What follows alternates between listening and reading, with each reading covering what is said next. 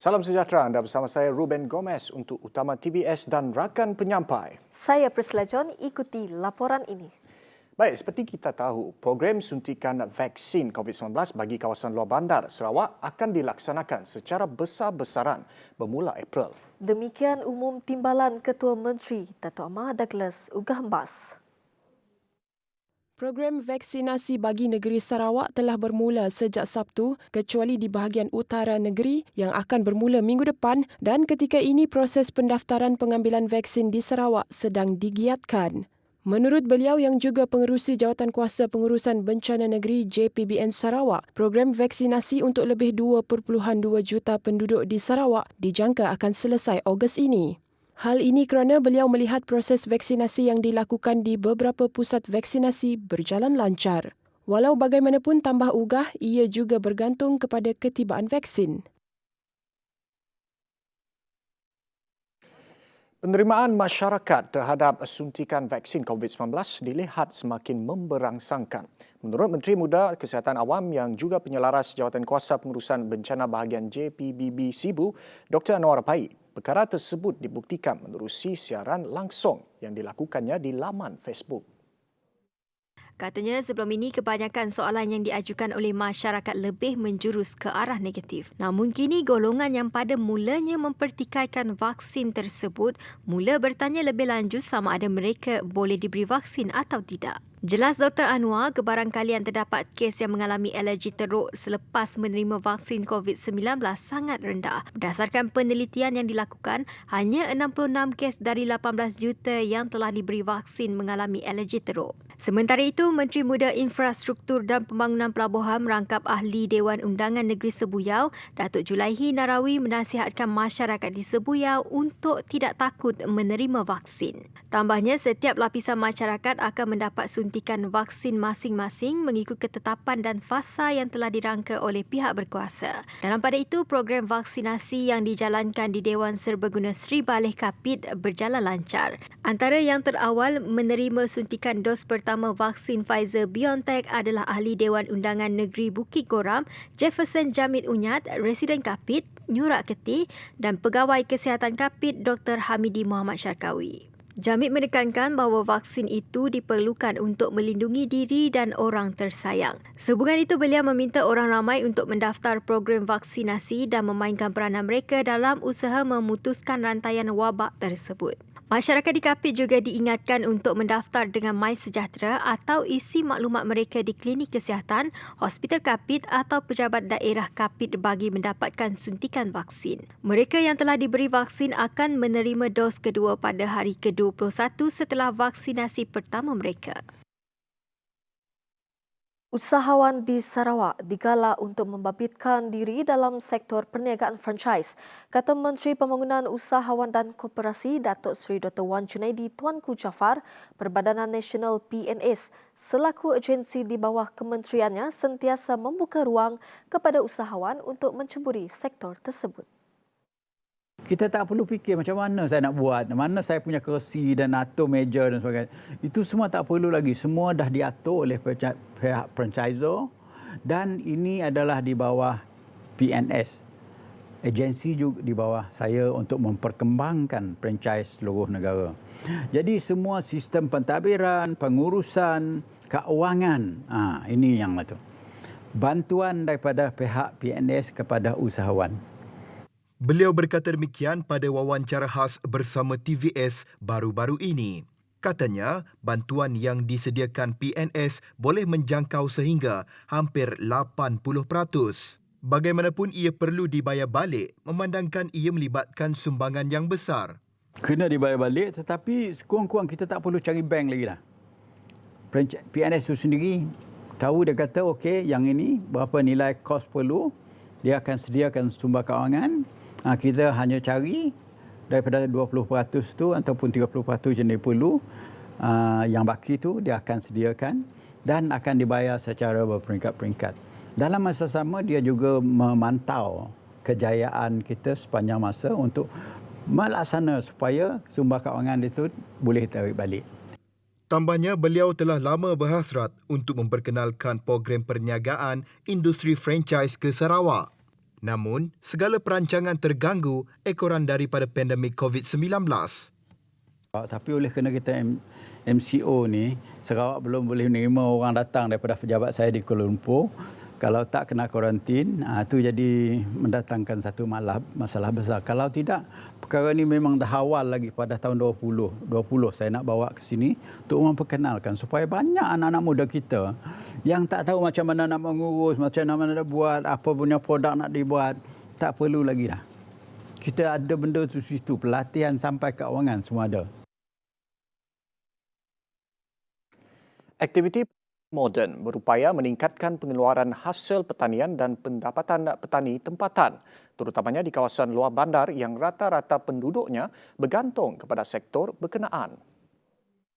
Apa yang penting adalah pusat latihan bagi memberi pendedahan kepada penduduk di luar bandar berhubung pertanian moden selain kemudahan pertanian seperti peralatan, penyediaan dana dan latihan untuk merancangkan aktiviti pertanian di luar bandar. Sehubungan itu, Ahli Dewan Undangan Negeri Pelagus, Wilson Nyabong Ijang telah meminta peruntukan untuk membina sebuah pusat latihan pertanian di Nangamujong. Sebab di Kapit selain industri kayu balak di Kapit, sebab itu depleting lah, dia kurang. Sekarang stringent ataupun ketat undang-undang untuk menjaga menguruskan kayu balak, production dia punya production kurang. Dengan itu, untuk kita membangunkan kawasan kita, untuk rakyat dapat pendapatan, kita fokus kepada pertanian. Dalam masa sama, Wilson memberitahu peruntukan berjumlah RM1 juta daripada program tabung fasilitasi pertanian AFF telah diagihkan kepada penduduk pada tahun lepas. Ia bertujuan menyediakan bantuan kepada para petani dan penternak untuk mengaplikasikan teknologi. Kita pakai macam tahun lepas, kita ada peruntukan AFF, Agriculture Facilitating Fund, untuk kita bagi kepada penduduk di satu-satu kawasan dengan belanja sebanyak RM1 juta.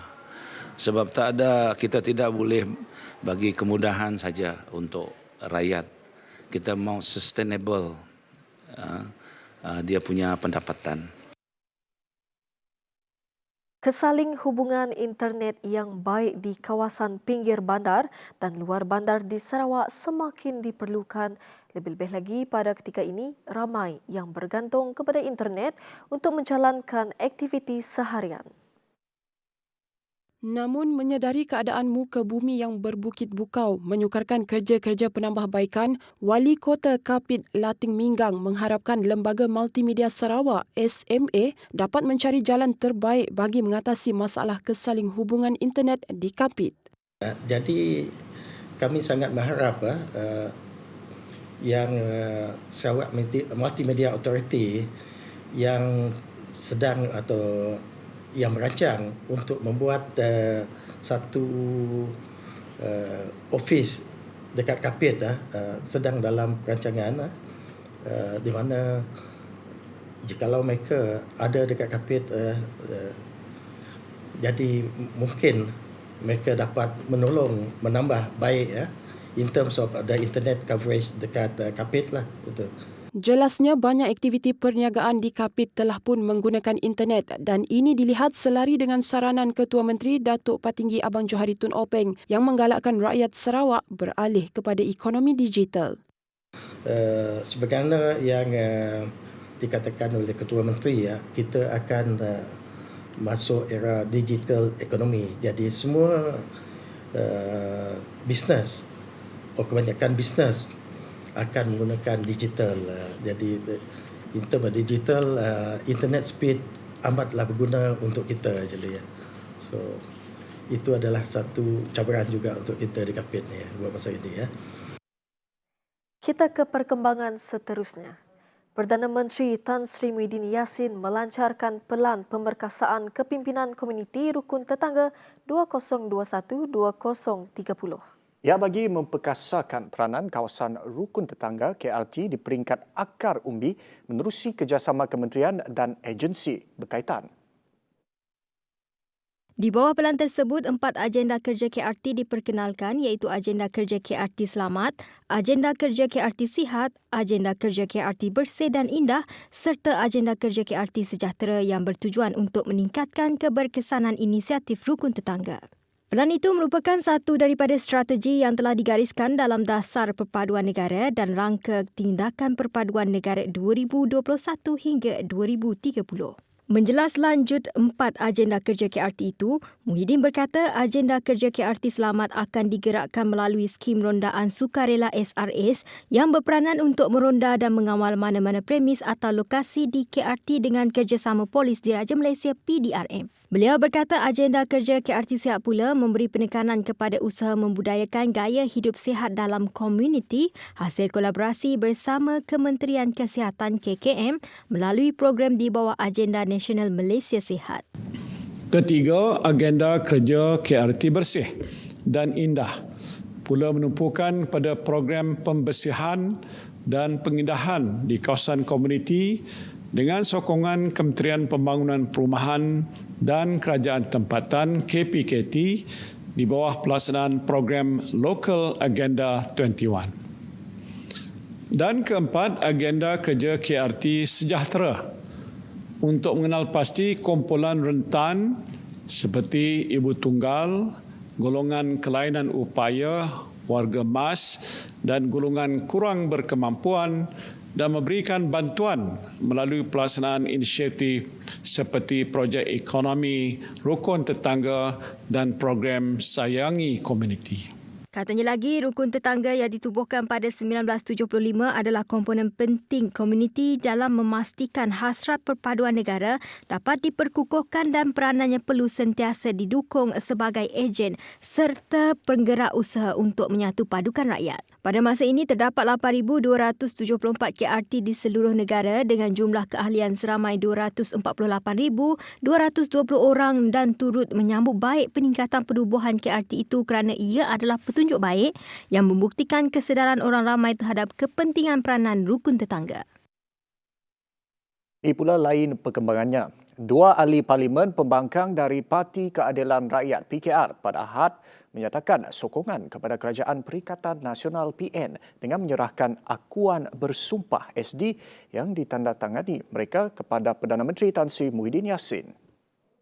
Muhyiddin menerusi hantaran akaun Facebook rasmi beliau berkata, akuan bersumpah itu diserahkan oleh Ahli Parlimen Julau, Larry Seng dan Ahli Parlimen Tebrau, Stephen Chung. Beliau yang melahirkan rasa syukur berkata, sokongan itu tentunya akan mengukuhkan lagi Kerajaan Perikatan Nasional PN dalam usaha dan perancangan untuk mengurus pandemik COVID-19 serta memangkin kebangkitan semula ekonomi negara. Terdahulu, Ahli Parlimen Julau, Larry Seng mengumumkan perletakan jawatannya sebagai Ketua Parti Keadilan PKR Sarawak sekaligus keluar parti. Ahli Parlimen Tebrau Stephen Chung juga bertindak meninggalkan PKR sebelum menyatakan sokongan terhadap PN.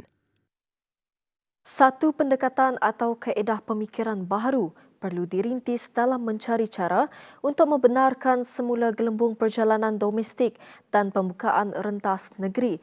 Ia antara lain bagi membantu kelangsungan industri pelancongan domestik negara yang banyak bergantung kepada mobiliti dan pergerakan manusia dari satu lokasi ke lokasi yang lain. Sememangnya sudah diketahui industri tersebut sudah setahun terkesan dan terjejas. Menteri Pelancongan Seni dan Budaya Datuk Seri Nancy Shukri menyuarakan kebimbangannya terhadap kesan yang akan diterima industri pelancongan tempatan. Katanya sekiranya tiada pergerakan, ia memberi makna tiada aktiviti pelancongan dan begitu juga aktiviti ekonomi yang berkait rapat dengan industri terbabit. Pada masa sama, situasi terbabit turut menyebabkan mereka yang terlibat dalam sektor tersebut kehilangan punca pendapatan. Nancy berharap agar ada alternatif baharu yang akan membenarkan semula gelembung perjalanan domestik dan pembukaan rentas negeri. Hal ini kerana industri pelancongan berkait rapat dengan pergerakan manusia dari satu lokasi ke satu lokasi yang lain. Tambahnya, beliau bukan sahaja memikirkan kesannya kepada ekonomi negara, tetapi juga memikirkan mengenai periuk nasi dan kelangsungan hidup penggiat industri tempatan. Kementeriannya juga sentiasa bersedia untuk bekerjasama dengan semua pihak bagi mencari satu titik pertemuan yang boleh menyeimbangkan kesejahteraan, kesihatan dan ekonomi rakyat. Menteri Pelancongan, Kesenian dan Kebudayaan Sarawak, Dato' Abdul Karim Rahman Hamzah menjangkakan sektor pelancongan domestik pulih pada suku kedua 2021. Beliau juga menganggarkan jumlah kedatangan pelancong selepas penerimaan vaksin COVID-19 adalah seramai 1.1 juta. Anggaran pendapatan daripada jumlah tersebut adalah sebanyak 2.64 bilion ringgit, tetapi bergantung kepada keadaan semasa. Tambah Karim, industri pelancongan merupakan penyumbang utama dalam pertumbuhan ekonomi negara. Pembiayaan pelancongan penjana PTF turut diperkenalkan untuk membantu pengusaha pusat pelancongan. Ia adalah inisiatif kerajaan di bawah kementeriannya untuk membantu pengusaha industri pelancongan semasa pandemik COVID-19. Sehubungan itu, beliau menggalakkan para pengusaha industri pelancongan merebut peluang keemasan untuk melakukan pelaburan bagi membantu perniagaan mereka melalui PTF. 2 kematian baharu melibatkan jangkitan COVID-19 direkodkan pada Ahad dan ia menjadikan jumlah keseluruhan meningkat kepada 83 kematian dari keseluruhan kes positif yang dilaporkan di Sarawak. Kematian ke-82 membabitkan seorang perempuan warga tempatan berusia 78 tahun yang mendapatkan rawatan di Hospital Bintulu. Kes kematian ke-83 pula membabitkan seorang lelaki tempatan berusia 80 tahun yang dimasukkan ke Hospital Sibu setelah disahkan positif COVID-19 pada 29 Januari 2021. Sementara itu, jumlah kes baru COVID-19 di seluruh Sarawak pada Ahad adalah sebanyak 171 kes, di mana Sibu merekodkan jumlah terbanyak iaitu 33 kes. Manakala sebanyak 203 kes baharu yang telah pulih dan dibenarkan discharge, yang menjadikan jumlah keseluruhan kes positif COVID-19 yang telah pulih atau dibenarkan discharge meningkat kepada 7,064 orang atau 74.01% dari jumlah keseluruhan kes COVID-19 di Sarawak. Dalam pada itu, daerah Pakan pada Ahad bertukar ke status hijau setelah tiada kes jangkitan tempatan dilaporkan dalam tempoh 14 hari yang lepas. Daerah Julau dan Subis pula bertukar ke status jingga setelah masing-masing merekodkan 40 dan 25 kes jangkitan tempatan dalam tempoh 14 hari lalu. Daerah Kanwit, Betong, Meradong, Kuching, Semarahan, Kapit, Bintulu, Miri dan Sibu kekal berstatus merah dengan sejumlah 2,580 kes jangkitan tempatan dilaporkan di 9 daerah ini dalam tempoh 14 hari yang lepas. Masih lagi di perkembangan COVID-19. Malaysia telah mencatatkan 2,437 kes baru positif COVID-19 pada Ahad. Daripada jumlah itu, sebanyak 2,435 kes merupakan kes tempatan dan 2 kes adalah kes import. Menurut kenyataan Kementerian Kesihatan Malaysia, KKM, ini menjadikan jumlah keseluruhan kes positif di Malaysia meningkat kepada 300,752 kes dan kes aktif dengan kebolehjangkitan adalah 26,205 kes. Selangor kekal mencatatkan jumlah kes harian tertinggi iaitu sebanyak 914 kes. Ini diikuti Johor iaitu 340 kes dan Kuala Lumpur 337 kes. Manakala kes sembuh pula adalah sebanyak 3,251 dan kes yang memerlukan rawatan di unit rawatan rapi ICU pula adalah 202 kes. Pergerakan antara zon adalah tidak dibenarkan sepanjang tempoh lanjutan Perintah Kawalan Pergerakan Bersyarat PKPB di Sarawak berkuat kuasa 2 hingga 15 Mac 2021. Larangan tersebut adalah antara prosedur operasi standard SOP terbaharu yang dikeluarkan Jawatan Kuasa Pengurusan Bencana Negeri JPBN Sarawak. Bagaimanapun, bagi perkhidmatan penting, mereka dibenarkan untuk membuat pergerakan antara zon dengan permit polis. Penduduk dibenarkan bergerak di dalam zon masing-masing kecuali di kawasan Perintah Kawalan Pergerakan diperketatkan PKPD. Bilangan penumpang dalam kenderaan persendirian adalah mengikuti kapasiti kenderaan, namun individu yang berisiko tinggi dan kanak-kanak tidak digalakkan keluar ke kawasan awam, terbuka dan sesak. Manakala bilangan orang yang dibenarkan dalam kenderaan membawa barangan dan perkhidmatan penting serta rantaian ekonomi industri bergantung kepada lesen pendaftaran kenderaan perdagangan. Bagi pergerakan kenderaan persendirian, jabatan kerajaan atau syarikat swasta bagi tujuan pergi dan balik dari tempat kerja atau menjalankan urusan rasmi kerajaan adalah bergantung kepada kapasiti tempat duduk kenderaan tersebut. Manakala aktiviti dan perkhidmatan di semua lapangan terbang dan pelabuhan dibenarkan beroperasi. Untuk perkhidmatan awam seperti bas awam, bas ekspres, feri, kapal terbang, teksi atau e-hailing dan lain-lain pengangkutan dibenarkan beroperasi mengikuti waktu yang telah ditetapkan berdasarkan kapasiti kenderaan. Bagi perkhidmatan penghantaran makanan pula, waktu operasi dibenarkan dari jam 6 pagi hingga 10 malam sepanjang tempoh lanjutan PKPB. Keputusan penangguhan pembukaan sesi persekolahan secara bersemuka melibatkan 9 daerah yang diisytihar zon merah di Sarawak adalah satu keputusan tepat. Kesatuan Guru Sarawak STU menerima baik keputusan terbabit. Kita juga, Kesatuan Guru Sarawak, kita memang pernah juga merayu kepada Kementerian Pelajaran Malaysia, begitu juga kepada Jabatan Pendidikan Negeri Sarawak untuk penangguhan ini sebenarnya, tetapi kita bercakap tentang kawasan yang zon merah itulah. Tambah Adam, Kesatuan berterima kasih kepada Jabatan Pendidikan Negeri Sarawak dan Jawatan Kuasa Pengurusan Bencana Negeri JPBN Sarawak kerana mendengar rayuan para guru dan ibu bapa untuk menangguhkan pembukaan sekolah di kawasan-kawasan terbabit. Dalam perkembangan sama, Adam berkata, para guru kini lebih bersedia untuk melaksanakan proses pengajaran dan pembelajaran di rumah PDPR dengan menggunakan kaedah yang pelbagai selain secara atas talian susulan penangguhan pembukaan sekolah ini. Mereka lebih bersedia untuk menyampaikan dan memastikan murid-murid menerima apa yang mereka ajar itu, sama ada melalui internet ke, melalui bahan cetak ke, ataupun melalui apa saja caralah agar murid-murid itu mendapat bahan-bahan pendidikan. Sementara itu, berhubung peraturan kelonggaran pemakaian seragam sekolah, Adam kurang bersetuju dengan pelaksanaannya. Itu tidak ada halangan untuk proses itu. Cuma kita tidak berapa setujulah sekiranya dibuat sebagai arahan semua pelajar tidak perlu guna pakaian seragam. Yang ada itu harus gunalah. Tetapi yang tidak ada itu nanti tidak akan didenda lah di sekolahnya. Sementara itu, menerusi tinjauan TVS, para ibu bapa mempunyai pendapat yang berbeza susulan penangguhan pembukaan sesi persekolahan secara bersemuka yang melibatkan 9 daerah di Sarawak. Banyak pelajaran yang tertinggal walaupun pihak Kementerian Pendidikan telah memberi banyak alternatif.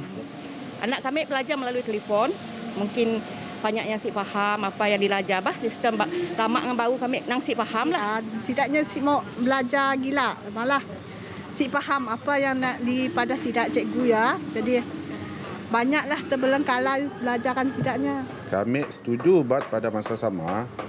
Kami kurang setuju sebab sidak dah semakin kurang pembelajaran secara bersemuka.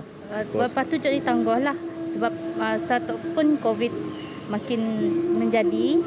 Ya, bagus sebab ya salah satu inisiatif Kerajaan Negeri Sarawak untuk membendung penularan virus COVID di kalangan student sekolah. Jadi inisiatif, kita harap ada inisiatif kerajaan untuk membantu anak-anak yang di kawasan luar bandar. Pasar terbesar di Sarawak iaitu Pasar Sentral Sibu yang ditutup sejak 8 Februari lalu akan kembali beroperasi bermula Isnin. Pasar Sentral Sibu pada mulanya ditutup dari 8 hingga 14 Februari dan dijadual dibuka kembali pada 15 Februari. Tetapi penutupannya dilanjutkan sehingga 19 Februari berikutan jumlah kes positif COVID-19 yang terus meningkat melibatkan pasar berkenaan. Namun tempoh penutupan pasar Central Sibu sekali lagi dilanjutkan selama 9 hari dari 20 sehingga 28 Februari.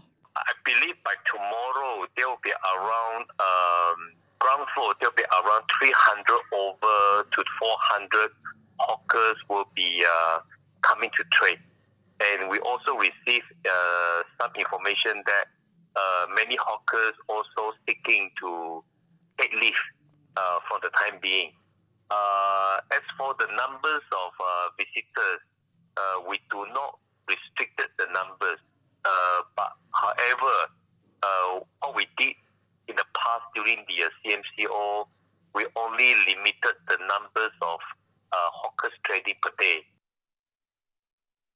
Penduduk kampung Sulap Lada Berkenu berjaya menangkap seekor buaya dianggarkan sepanjang 10 kaki di sungai berhampiran kampung berkenaan. Penduduk kampung kemudiannya mendapatkan bantuan pihak Jabatan Bomba dan Penyelamat Malaysia serta Sarawak Forestry Corporation SFC bagi membantu mengikat dan mengangkat buaya tersebut. Menurut Ketua Jabatan Bomba dan Penyelamat Malaysia Zon 6 Miri, Loh Poh Kiong, sebaik menerima panggilan kecemasan, sepasukan 7 anggota dari Balai Bomba dan Penyelamat Batu Niah bergerak ke lokasi yang jaraknya 21 km dari Balai Bomba. Setibanya pasukan bomba di lokasi, didapati seekor buaya sepanjang lebih kurang 10 kaki telah ditangkap di sungai berdekatan kampung Sulap Lada oleh orang kampung. Sekian utama malam ini, kami tinggalkan anda dengan paparan teknologi baru kacamata realiti campuran iaitu Unreal and the Rise of Mixed Reality yang diadakan di Kongres Mobile World Shanghai, China. Saya Priscilla John. Dan saya Ruben Gomez. Selamat malam.